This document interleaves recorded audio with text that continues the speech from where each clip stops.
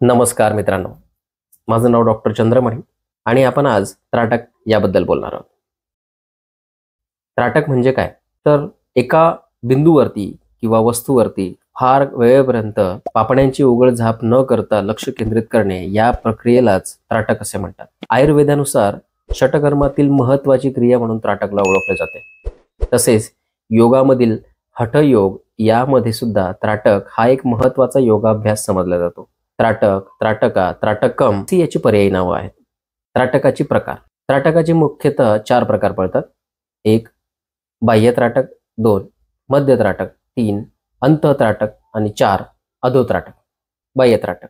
बाह्य त्राटक म्हणजे एखाद्या बाहेरील वस्तूवरती डोळे उघडे ठेवून लक्ष केंद्रित करणे याला आपण बाह्य त्राटक म्हणतो. यामध्ये मेणबत्ती किंवा भिंतीवरील ठिपका, दूरवरील वस्तू, तसेच सूर्य, चंद्र, चांदणे यांचा समावेश होतो. नंबर 2. मध्य त्राटक. यामध्ये कपाळाच्या मध्यभागी म्हणजे भुवयांच्या मध्यभागी स्तपनी मर्माजवळ किंवा नाकाच्या टोकावरती डोळे उघडे ठेवून पापण्यांची उघडझाप न करता लक्ष केंद्रित करणे म्हणजे मध्य त्राटक. नंबर 3. अंतः त्राटक. यामध्ये डोळे बंद करून दोघी भुवयांच्या मध्यभागी स्तपनी मर्माजवळ एखादी काल्पनिक वस्तू इमॅजिन करून लक्ष केंद्रित करणे यालाच आपण अंतःत्राटक असं म्हणतो. नंबर 4. अधो त्राटक. या प्रक्रियेमध्ये जमिनीवरती बसून डोळे म्हणजेच पापण्या अर्धवट उघड्या ठेवायच्या आणि जमिनीवरती लक्ष केंद्रित करायचं याला आपण अधो त्राटक असं म्हणतो. त्राटक कोणी करावे? योग अभ्यास करणाऱ्या व्यक्तीने त्राटक नियमित केले पाहिजे. जी व्यक्ती फार चिडचिड करते त्या व्यक्तीने सुद्धा त्राटक करावे.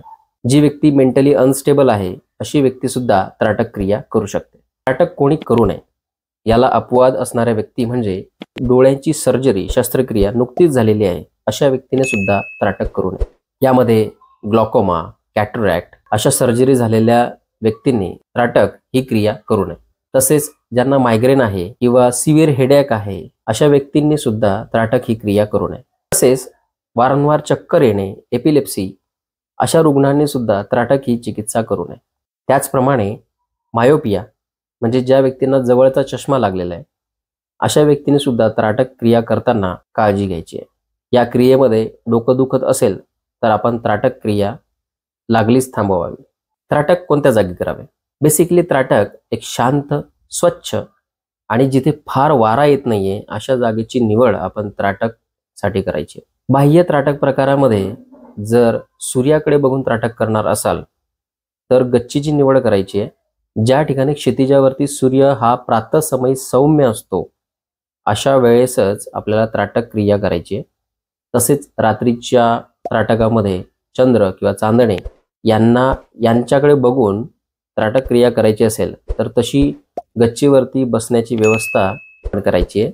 या प्रक्रियेमध्ये डोळ्यांना फार गार वारा किंवा गरम वारा लागणार नाही याची आपल्याला काळजी घ्यायची आहे. तसेच धूळ किंवा धूर आपल्या डोळ्यामध्ये जाणार नाही याची सुद्धा आपल्याला काळजी घ्यायची आहे. किंबहुना तशी जागा आपल्याला निवडायची आहे. मेणबत्तीचा उपयोग करून त्राटक ही क्रिया करत असाल तर अंधार असलेले रूम आपल्याला निवडायची आहे. तसेच त्या रूममध्ये फार वारा येणार नाही याची आपल्याला काळजी घ्यायची आहे. त्राटकाचे फायदे. त्राटक क्रिया केल्यानंतर मेडिटेशन करणाऱ्या व्यक्तीमध्ये फार कमालीचा अनुभव आपल्याला बघायला मिळतो. यामध्ये मन एकाग्र होतं, मन शांत होतं, डोळ्यांची दृष्टी सुधारते. म्हणजे ज्यांना अगोदरच चष्मा आहे, दूरचा किंवा जवळचा, अशा लोकांची दृष्टी सुधारेल असा याचा शब्दशः अर्थ नाहीये. ज्या व्यक्तींना चष्मा नाहीये, जी व्यक्ती म्हणजे जिचा स्क्रीन टाइम जो आहे तो फार जास्त आहे, जसं for example computer, laptop, tablet किंवा मोबाईल फोन यांचा स्क्रीन टाइम ज्या व्यक्तीचा आहे आणि जिला यामध्ये चष्मा लागलेला नाहीये अशा व्यक्तीची दृष्टी आपण सुधारू शकतो किंवा मेंटेन ठेवू शकतो. त्यासाठी त्राटक क्रियेचा फार मोठा फायदा आपल्याला मिळतो. तसेच ताण तणाव याच्यावरती नियंत्रण मिळवण्यासाठी त्राटकाची आपल्याला फार मदत मिळते. हल्लीच्या युगामध्ये आपण मोबाईल वापरत असताना यूट्यूब शॉर्ट्स किंवा रील्स यांचं कन्झम्पशन जास्त प्रमाणात करतो. त्यामुळे एक शॉर्ट टर्म मेमरी तयार होते. तर त्राटक या क्रियेमुळे आपण एक लॉंग टर्म मेमरी सस्टेन करू शकतो असेही मेडिकली प्रूव्हन आहे.